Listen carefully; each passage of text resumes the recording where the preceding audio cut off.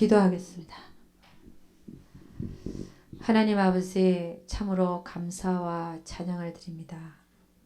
우리 하나님께서 이 시간도 주장하여 주셔서 우리가 강의를 통하여 새로운 개념과 또 아버지 하나님, 참 우리가 우리의 삶에 내 인생에 적용시킬 만한 귀한 말씀들을 들을 수 있는 귀한 시간들이 되게 도와주시옵소서.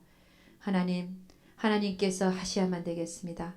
말씀을 전하는 자나 받는 자가 모두가 다 하나님 안에서 함께 말씀으로 인하여 즐거워하고 또 그 말씀을 강하게 받을 수 있도록 우리 주님 축복하여 주시옵소서. 우리 하나님께서 함께하여 주실 것을 믿사옵고 이 모든 말씀 우리 주 예수 그리스도의 이름 받들어 기도드렸사옵나이다. 아멘.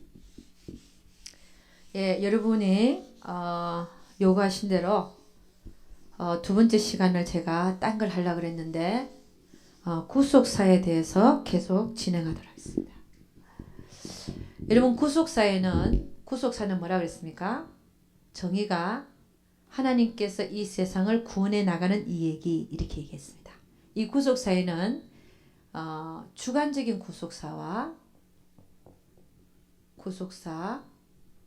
그 다음에 객관적인 구속사가 있습니다. 자, 주관적인 구속사는 뭐고 객관적인 구속사는 뭔가? 주관적인 구속사, 객관적인 구속사부터 보죠. 객관적인 구속사라고 하는 것은 예를 들어서 예수 그리스도가 이 세상에 오셔서 십자가에 못 박혀 돌아가셔서 모든 인생으로 하여금 그를 믿는 자마다 멸망치 않고 영생을 얻게 하게 하신, 이것이 객관적인 구속사입니다. 근데 그것이 나에게 적용되어져서 한 사람, 한 개인이 구원받는 것, 내가 구원받는 것, 이건 뭡니까? 주관적인 구속사죠. 내가 구원받는 거니까. 우리 주님께서는 길을 열어놓으시고 우리가 그것을 accept해서 받아들여서 내 자신이 구원받는 것은 주관적인 구속사입니다. 그렇잖아요. 나에 대한 적용이니까. 그런데 이 주관적인 구속사, 그러니까 내가 구원받고 나서 그 다음에 하나님께서는 그 구원받은 자를 그냥 내버려 두시는 게 아니라 그 사람을 다루어 나가시죠. 다루어 나가셔서 결국은 사도 바울이 얘기한 너희는 두렵고 떨림으로 구원을 이루어 나가라. 그것처럼 한 개인이 하나님 앞에서 구원, 마지막 구원, 그러니까 그 이루어 나가지는 그 구원이 달성되기까지 하나님께서는 이렇게 다루시는, 그 개인을 다루시는 이 얘기를 주관적인 구속사, 이렇게 얘기해요. 그럼 하나님은 사실은 왜 주관적인 구속사가 각 개인에게 있게 하시느냐? 결국은 주관적인 구속사를 통하여 사람이 만들어지죠.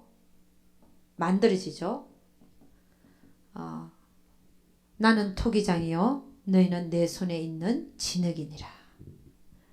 사람이 만들어져서 그 다음에 어떻게 합니까? 하나님 나라에 참여, 그 개인이 만들어지고 나서 하나님 나라에 참여되는 것은, 그것은 또 그것을 우리는 객관적인 구속사라고 말하고 있습니다. 그러니까 한 개인의 인생을 보면 주관적인 구속사와 객관적인 구속사가 있게 됩니다.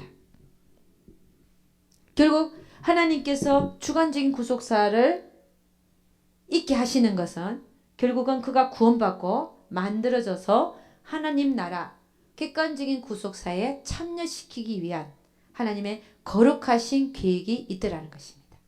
할렐루야. 여러분, 우리 창세기 한 가보죠. 창세기 37장 1절에서 11절. 창세기 37장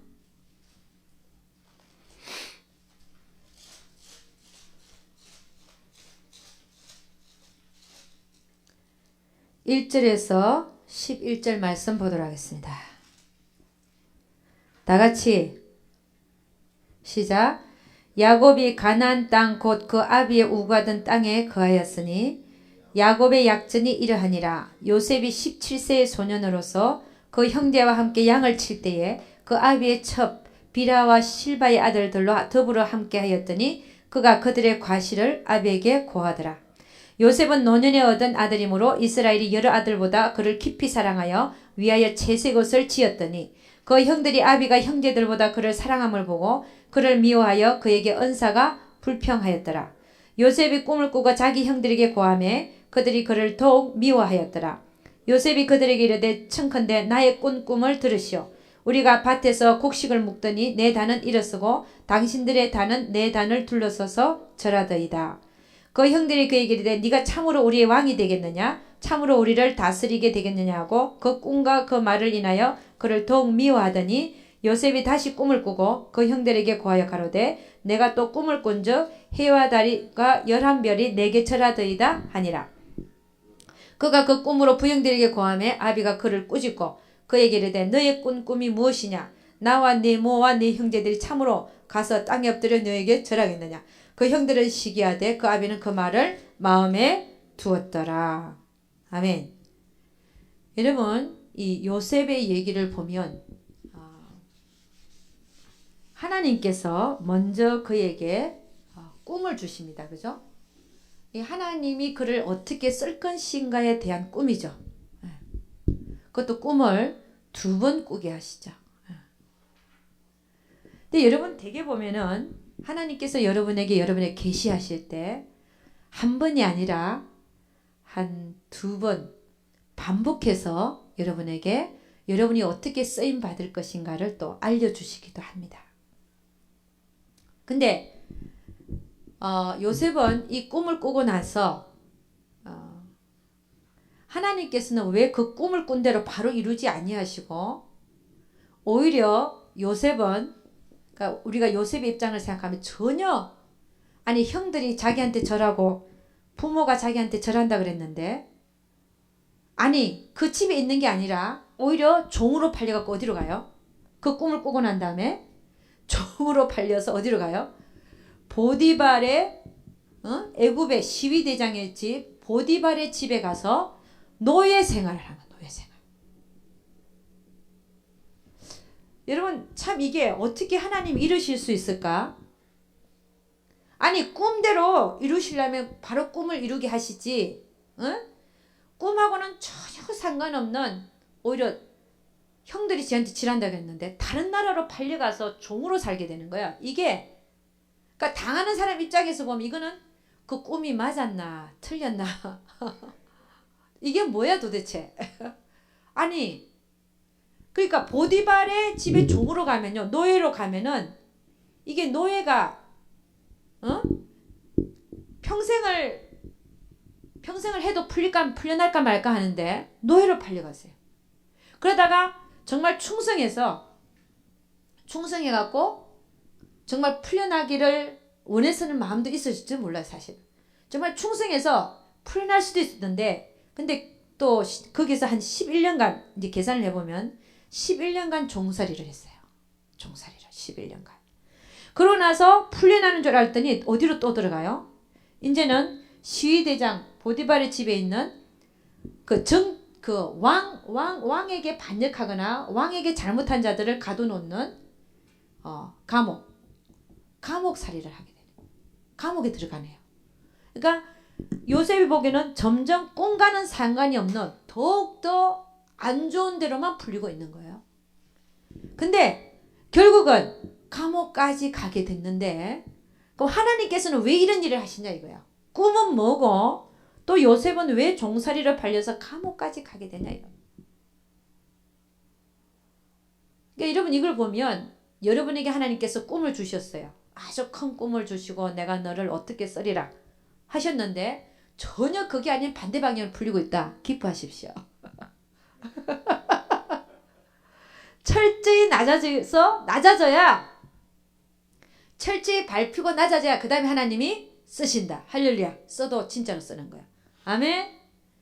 성성장구 해보십시오. 개척교회 갖고 성성장구 한번 해보십시오. 나중 결국은 어떻게 될까요? 아니 안 그런 분도 있지만 다 그렇다는 건 아니고 그러니까 여러분 우리가 인간이 생각하기에 어떤 데는 막 그래요.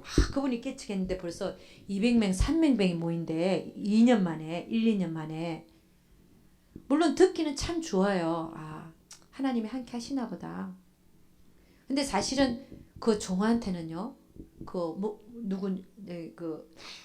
목회자 되시는 분한테 사실은 제가 보기에는 안 좋은 것 같아요. 왜냐? 목회를 해서 실패도 해봐야죠. 그래 지가 하는 게 아닌 걸 아는 거지. 승승장구함 해보십시오. 얼마나 높아지겠어요. 안 그래도 그 안에는 높아지고 자는 근성이 있는 데다가 그러니까 여러분 하나님 분명히 그렇게 쓴다 했는데 내가 그렇게 쓰임 받지 않고 이상한 대로 안 좋은 대로 풀린다. 기뻐하고 즐거워하십시오. 하나님이 나를 진짜로 만들고 계시다. 할렐루야. 예. 여러분 요셉을 그냥 쓰실 수가 없는 거예요. 하나님의 계획은 이미 정해져 있어요. 그러나 요셉이 어떤 짓을 했냐면요. 남의 잘못을 보면 딱 고자질 하는 거예요. 이걸 뭐라 하냐. 고든 성격이라 그러죠. 남의 잘못을 못 보는 사람. 제가 그랬거든요.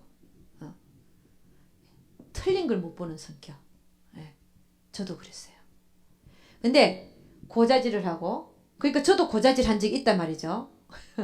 제가 전도사 시절에 어떤 선교사님이 소련에서 왔는데 잘못하는 거 보고 고자질을 했거든요. 그때 벌이 누구한테 오느냐. 하나님이 저를 벌하시는 걸 알았어요. 고자질 자체를 싫어하시는 하나님. 그러니까 고자질 이 고든 성격으로는 쓸 수가 없는 거예요. 쓸 수가 없어. 허물을 뭐라 그랬어요? 덮어주고 용서해주고 기도해주고 기다려주고 이런 게 있어야 되는데 전혀 그게 없고 올고다 가지고 보는 것마다 지적하고 틀렸다. 이런 요셉을 하나님은 쓸 수가 없었다는 거예요. 그러니까 이걸 죽이기 위해서 어떻게 했어요? 종살이를 보내야 됐고 감옥살이를 시키지 않을 수가 없었다는 것이. 그 다음에 요셉이 어떤 자였냐면요. 자랑하는 자였어요. 자랑하는 자. 아니 그 꿈을 2번을 꿨으면 그 이상한 꿈이잖아요. 형들에게 얘기하기가 좀 이상한 꿈이잖아요. 또 부모에게도 얘기하기도 그렇고. 해와 달이 누굽니까? 부모를 얘기하고 11형제 별이 누구예요? 자기 형제. 지가 거의 말째 2번째인데 다 저란다. 그게 말을 해야 될 얘기인가요? 안 해야 될 얘기인가요? 안 하고 자기가 갖고 있어도 뭐 할 텐데 가서 그대로 얘기를 해가지고 막 자기가 이렇게 자랑하고 싶어. 그런 모습으로는 하나님의 경륜을 그가 이룰 수 있는 자가 전혀 못 되는 사실을 하나님이 알고 계시고 우리를 가장 잘 아시는 분이 누구라고요? 하나님이셔요. 그러니까 그거를 가장 잘 부수질 수 있는 상황에다가 하나님이 처하게 합니다. 그러니까 형들이 그를 시기해서 구덩이에 넣어서 죽이고 판 것 같이 보이지만 결국 뭐예요? 누가 그러신 거예요? 하나님이 하셨다. 하나님이 그를 종으로 팔았어요. 우리는 누구 탓합니까? 아이고 저 사람. 아이고 저 놈. 죄송해요. 놈자 빼고요. 아이고 내가 저 사람 때문에. 아니요. 저 사람 때문이 아니고 누가 하고 계신 거라고요? 하나님이 하고 계신 줄로 믿습니다. 누구를 위해서요? 우리 스스로를 위해서. 그래서 하나님은 그들을 이용했을 뿐이에요. 그들의 질투심을 이용했을 뿐이에요. 진짜로 그 하고 계시는 주체는 누구냐? 하나님이시더라는 것이. 그래서 그 다윗은요. 참 다윗이 시므이라는 자가 그 압살롬에게 다윗이 자기 아들에게 궁을 뺏기고 도망갈 때 시므이라는 자가 저 언덕에서 내려오면서 돌을 던지고 흙을 날리면서 말이야. 가거라 이 비루한 자야. 네가 피를 많이 흘려서 이런 일을 당한다. 사울의 집에 피를 많이 흘려갖고. 그랬더니 옆에 있는 요압 장군이 있다가 저 개같은 놈을 내가 죽이겠다 이래 된 거예요. 그랬더니 다윗이 뭐라 그래요? 놔둬라. 그를 통해서 하나님이 나에게 하시는 말씀이다. 할렐루야. 그러니까 여러분, 다윗은요, 어떤 일이 일어나건 누가 나에게 와서 무슨 말을 하건 누가 하고 있다는 걸 사실은 하나님이 하고 계신 것을 인정했어요. 하나님은 그런 자를 쓴단 말이죠. 근데 요셉은요, 잘못한 걸 못 보고 고자질하고 자랑하고 이런 요셉을 하나님의 경륜에 쓸 수가 없어서 그를 부수기 위해서는, 아니 아버지가 가장 사랑하는 그 채색 옷을 입혔으면 왕자란 얘기예요. 그 집에 가문을 이어갈 왕자의 그 대접을 받은 자가 요셉입니다. 채색 옷까지 지어 입혔으니까. 그러니까 늘 섬김만 받다가 그런 모습으로는 하나님 쓸 수가 없으니까 뭘 삼아버렸다고요? 다른 집에 가서 진짜 종으로 자기 마음대로 전혀 아무것도 할 수 없는, 남의 눈치만 봐야 되고 남을 섬겨야 되고 완전히 다른 그런 종으로 11년을 살게 하시고, 거기다가 보디발의 아내가 꼬셨잖아요. 참 그 여자의 보니까요, 제가 목회를 하다 보니까 이 여자분들이 진짜 꼬시는 게 있더라고요. 꼬시는 게 유혹하는 게 있더라고요. 그 조심하시는 남자 목사님들. 아니 우리 여자들은 이제 그냥 아무렇지 않잖아요. 근데 딱 이렇게 사단에게 놀아나는 여자들은요, 옷을 입고 와도 파진 옷을 입고 오는 거야. 그럴 때 우리 마음이 어떻던가요? 우리 남자 목사님들 얘기 좀 들어봅시다. 저는 제가 눈을 어디 둬야 될지를 모르겠어. 응? 물어봐요? 물어볼게. 물어보래. 김여한 목사님, 죄송합니다. 김여한 목사님 너무 많으니까 이 세상에. 여자분이 가슴을 이렇게 파고 왔다. 그러면 어떠세요? 말을 안 하시네. 안 봐요? 안 보고. 근데 속마음은 어때요? 예? 잊어버려요? 잊어버린다. 여자 보기를 돌같이 보라. 누가 그렇게 얘기를 하시더라고? 훈련이 필요하다. 예, 훈련이 필요합니다. 진짜. 근데 이게 사단의 이게 얘기가 엉뚱한 방향을 넣을, 사단에 놀아나는 여자들을 보면요, 우리 여자들한테는 안 그러는데 남자들을 유혹하기 위한 딱 어떤 이상한 것들이 있어요. 그런 게 있어요. 근데 또 거기에 누가 넘어간다? 또 여자들은 아무렇지도 않은데 남자들이 또 넘어갈 수도 있더라는 것이. 무슨 얘기하다? 그렇죠. 그 보디발의 아내가 요셉이 그 11년을 살았으니까 20 몇 살 때 얼마나 그 정욕이, 그렇죠? 이게 활발할 때입니까? 남자니까 또 우리는 또 여자들은 잘 모르겠는데, 거기다가 그 여자가 와서 얼마나 하늘하늘한 다 비치는 옷을 입고 나타나서 유혹했겠습니까? 날마다 유혹했으니까 이래도 안 되고 저래도 안 되니 별짓을 다 했지 않겠습니까? 그런데도 불구하고 요셉은 뭐예요? 자기는 하나님 앞에 득죄할 수 없다.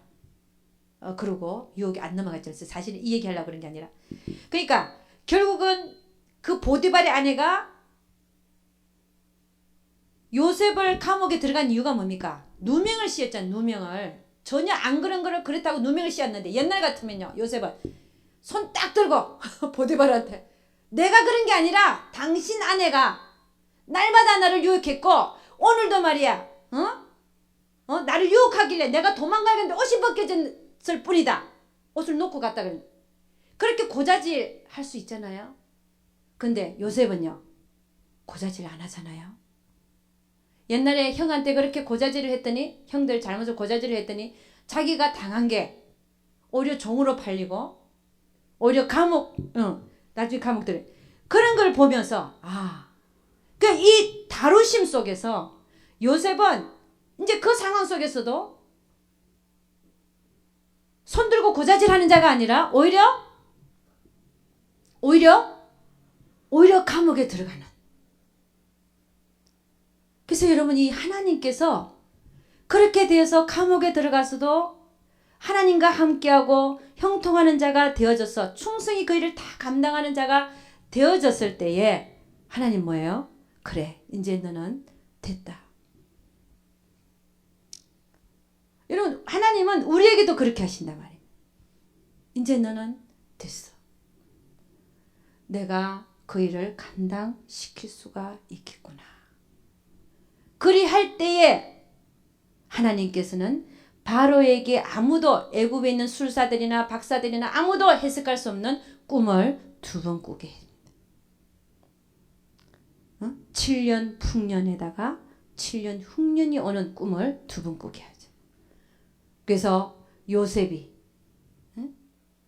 술 가는 장에게 옛날에 꿈을 해석을 해줬더니 그게 맞는 것을 2년 후에 술 가는 장이 기억해내고, 감옥 안에 있는 요셉이라는 청년이 있는데 그 청년을 불러서 해석하게 하소서.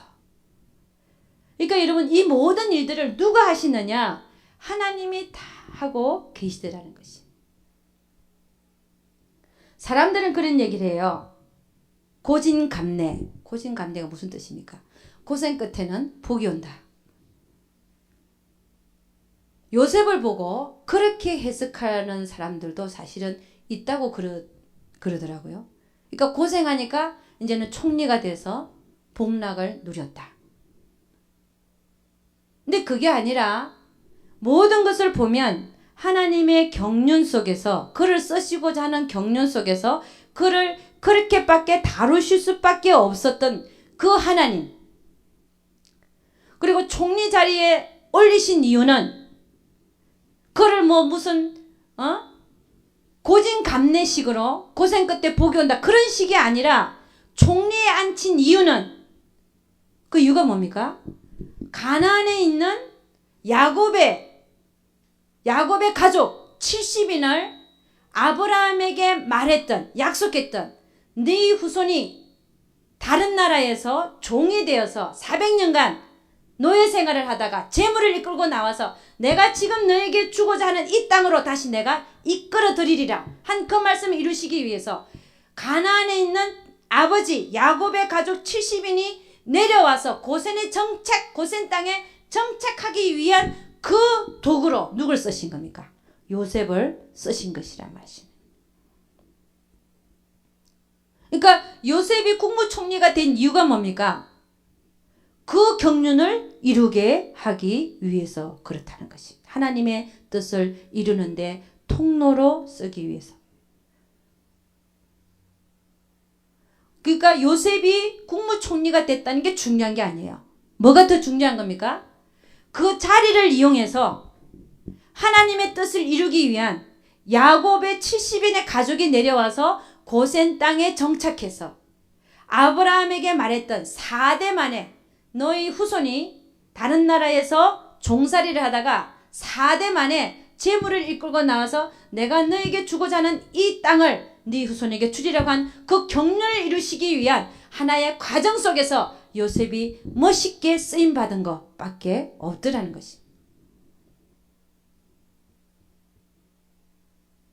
그러니까 여러분, 우리가 가장 추구해야 될 게 뭐냐? 우리가 어떻게 하면 가장 하나님께 잘 쓰임받는 거냐? 결국 하나님의 뜻을 이루는 자들이 이루기 위해서 우리가 통로로 그 가정 속에서 쓰임받는 그것이 가장 잘 쓰임받는 것이더라는 것이. 내가 어떻게 되고, 내가 목회를 잘하고, 내가 뭐가 되고, 이런 게 아니더라는 것이.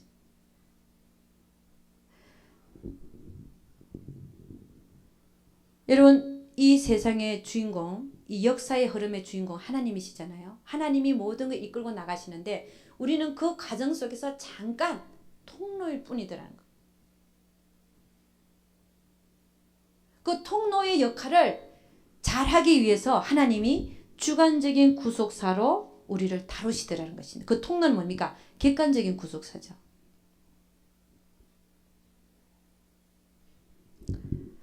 그래서 여러분, 요셉이요, 형들을 보고 나서 막 보고 들어가서 대승통곡했잖아요. 어떤 사람 그러더라고요. 그 형들을 보니까 옛날에 자기가 구덩이에 빠지고 말이야. 그 다음에 종살이 시켰던 그 형들을 보니까 억울하고 막 분하고 막 그래서 가서 울었다 그러는데 왜 울었을까요? 하나님의 경륜이 깨달아져서.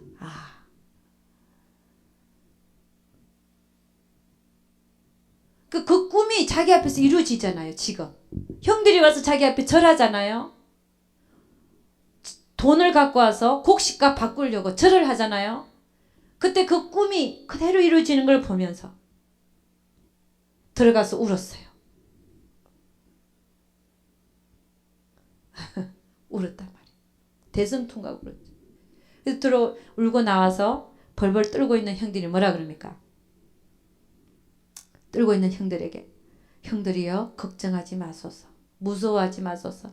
나를 형들보다 여기로 애굽으로 먼저 보내신 자는 바로 하나님 아버지시니다. 그것도 당신들의 목숨을 구하기 위해서. 할렐루야. 옛날 같으면요, 이런 요셉이 이런 말을 어떻게 할 수 있겠습니까?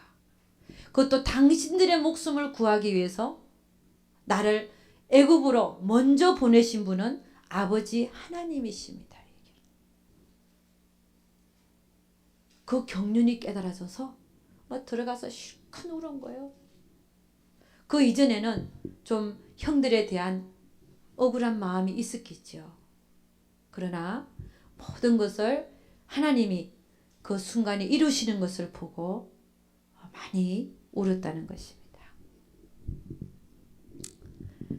여러분, 우리 요셉의 인생만 이런 게 아니라 여러분, 우리는 모세도 볼 수 있죠. 모세는요,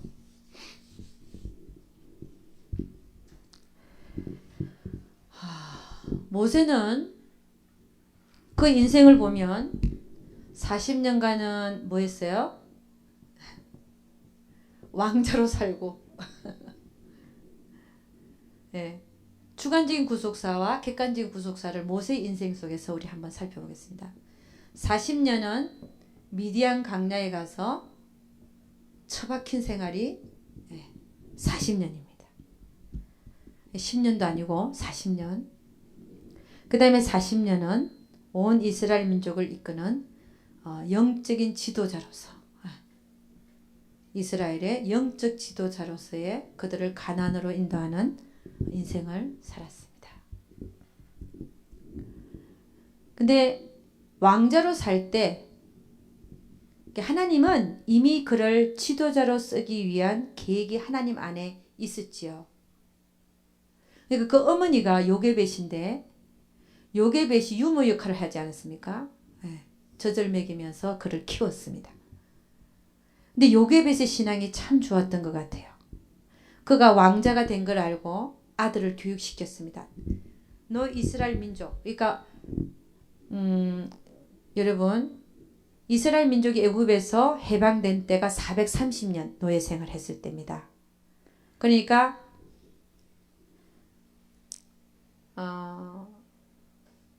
430년 때 우리가 계산을 한번 해보죠. 해봐야 됩니다. 430만에 나왔으니까 모세가 미디안 광야에서 40년, 여기에 40년 다음에 80년 아니에요. 여기 80년 빼면 얼마입니까? 350년. 그러니까 그들이 종살이 한 지 한 350년 경에 모세가 태어났어요. 그러면 요게벳은 알고 있었습니다. 아브라함에게 약속된 말씀을 알고 있었어요.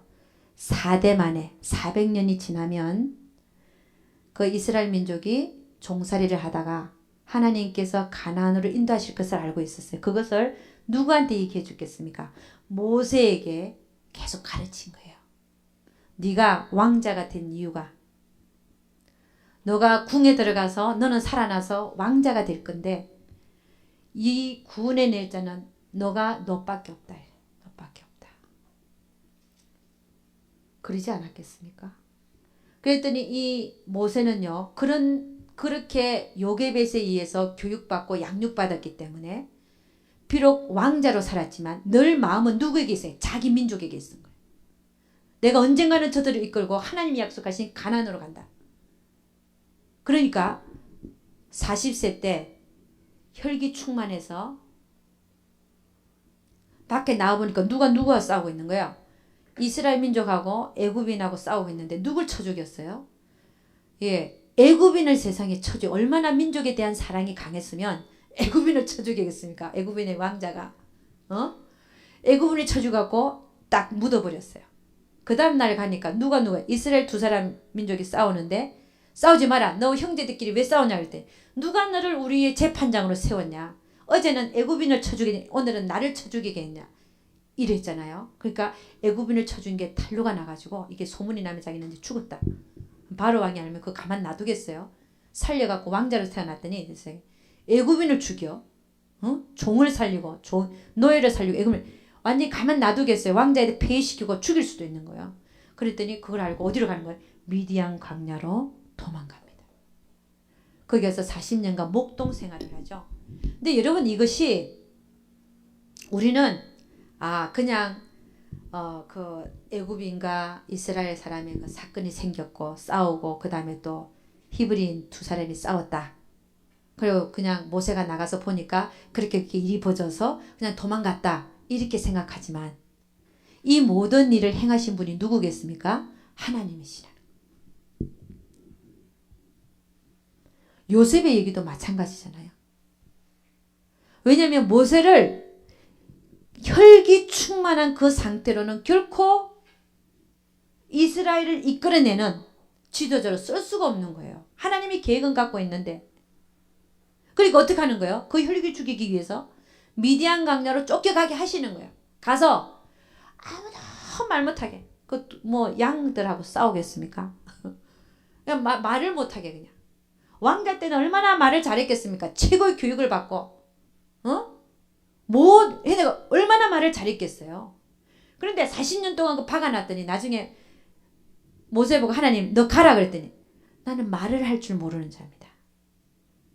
다른 사람을 보내소서. 얼마나 낮아졌으면요. 전에는요. 내가 가겠다고 그냥 쳐 죽이고 내가 하겠다고 혈기 부려서 쳐 죽이던 자가 이제는 가라 했더니 뭐라 그래요? 아유 내가 누구간데 날 보내려고 그래. 나는 아무것도 아니고 나 말고 다 제발 다른 사람을 시키소서. 할렐루야. 그렇게 되기까지. 사실은 하나님은 우리가 그렇게 되기를 원하십니다. 내가 하겠다고 설치는 사람을 사실은 원치 아니하시더라고요. 제가 신앙이 어리고 저도 하나님한테 부름을 받고 주의 종이 바로 직전이었나 보다 그게. 전도 폭발을 하는데 제가 하려고 막 설쳤어요. 안 시키더라고요.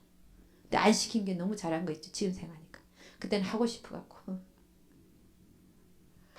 전도 폭발 무슨 뭐 간부들 있잖아요. 뭐 가르치는 사람도 있고 들어오면은 파일을 다 받아서 정리하는 분도 있고. 근데 그 중에 내가 한 명을 하고 싶은 거야. 근데 안 시켜주는 거예요. 근데 지금 생각하니까 내가 바로 그런 모습이었어. 아니 이런 모습들이 우리에게 다 있어요. 없다고 하면 이상하잖아요. 우리는 아직 덜 됐기 때문에 다 있어요. 하고 싶어 해요.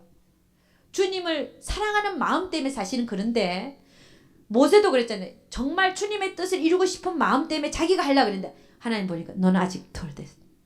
그거 갖고는 안 되겠는 거야. 정말 안 되는 거야. 그러니까 어떻게 해요? 미디안 광야에 보내서 40년간 썩게 하지 아니하면 결코 그는 이스라엘 민족을 이끄는 영적 지도자로 사용할 수가 없더라는 것입니다. 그럼 왜 나는 안 풀리냐? 하나님 왜 나는 이런데 처박아 놓고 안 풀리게 합니까? 복인 줄로 아십시오.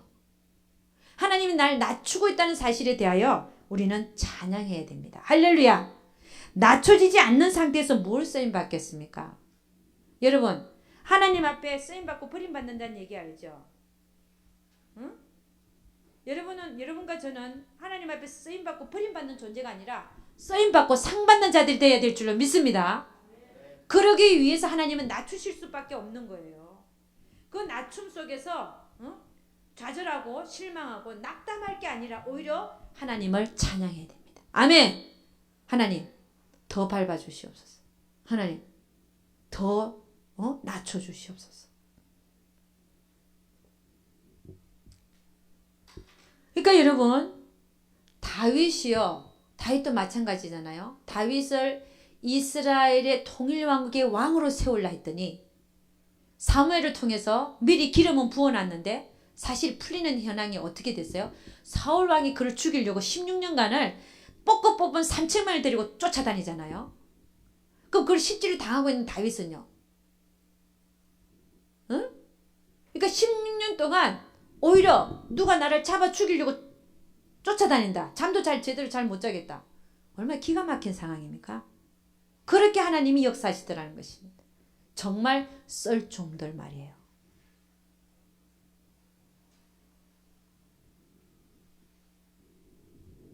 여러분, 사울왕은요 고생한 게 없어요. 그냥 하나님 지적해갖고 사울왕 1대왕으로 이스라엘 초대왕으로 세웠잖아요.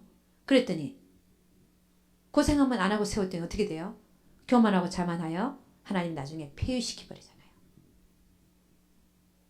그래서 여러분, 요셉의 얘기, 모세의 얘기, 다윗의 얘기가 다른 사람의 얘기가 아니에요. 누구 얘기라고요? 우리의 얘기랍니다. 우리의 얘기. 요셉을 다루신 하나님은, 모세를 그렇게 다루신 하나님, 다윗을 그렇게 다루신 하나님이 바로 우리의 하나님이시더라는 것입니다. 그러니까 우리 인생길을 보면, 지금까지도 보면 모든 것을 하나님이 다 하셨어요. 할렐루야. 내 인생에 있어서 가장 악한 사건마저도, 가장 안 좋은 사건마저도 그 모든 것을 누가 하셨다고요? 하나님이 하셨어요. 할렐루야. 그래야만이 우리가 낮아지거든요. 그래야만이 우리가 사람이 되거든요. 네. 근데 졸고 있는 분들이 계신 것 같아요.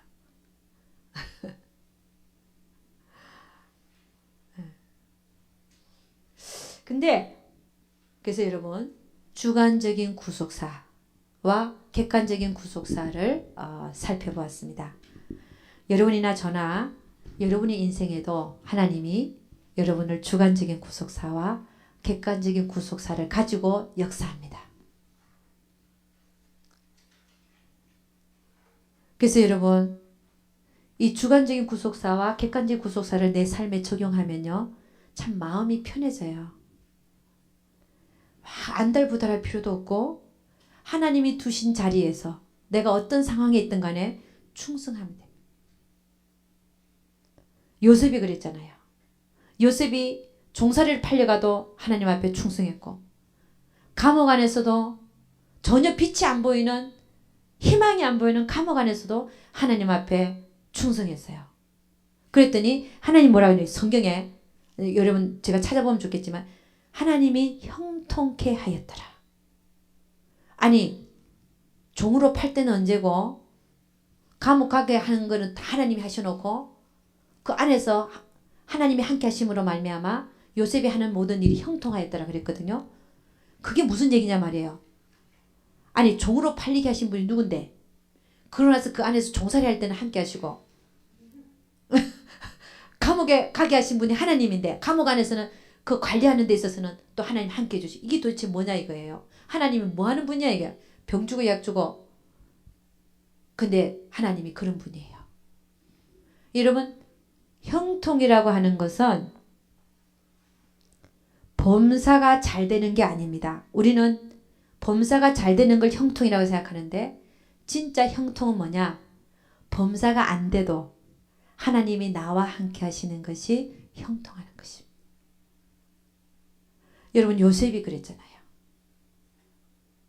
범사는 종으로 팔리고 감옥 안에 들어가는 게 정말 안 되는 것 같이 보이는데 늘 그와 함께 해주신 하나님.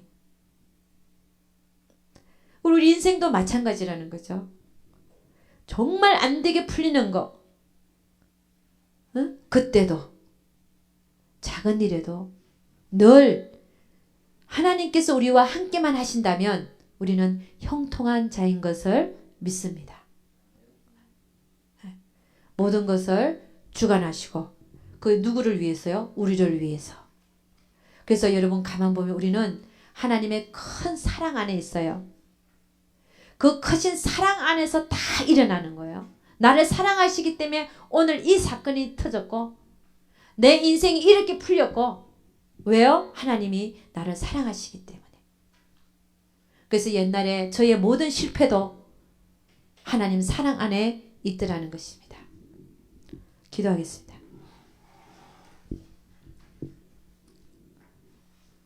하나님 아버지 참으로 감사와 찬양을 드립니다. 모든 것이 하나님의 사랑이었음을 고백합니다. 하나님 요셉과 같이 모세와 같이 당할 때는 도대체 이게 무슨 일인지 잘 모르지만 그러나 지나고 봐서 하나님의 경륜 안에서 우리의 삶을 그들의 삶을 되돌아볼 때 모든 것이 하나님이 하셨다는 사실을 우리는 깨닫습니다. 그것이 또 우리를 만드시기 위한 하나님의 계획이었음을 깨달았습니다. 하나님 정말 모든 것에 대하여 범사에 감사라는 얘기가 무슨 말인지 정말 우리 머리로는 하나님을 우리가 인생 속에 있을 때는 이해할 수 없는 면들이 많으나 그러나 정말 이 모든 것들도 하나님의 사랑 안에서 일어난다는 사실을 깨닫고 하나님께 감사하는 자들 되게 하여 주실 것을 믿습니다. 우리 주의 한 몸으로 한번 기도하겠습니다. 하나님 여태까지 지금까지 하나님께서 해오신 것을 제가 몰랐습니다. 하나님 저를 낮추시고자 하신다면 더욱 낮추시고 정말 하나님께서 이루시고자 하는 그 경륜이 나를 통해서 이루어 주시옵소서. 한번 기도하겠습니다. 주의 한번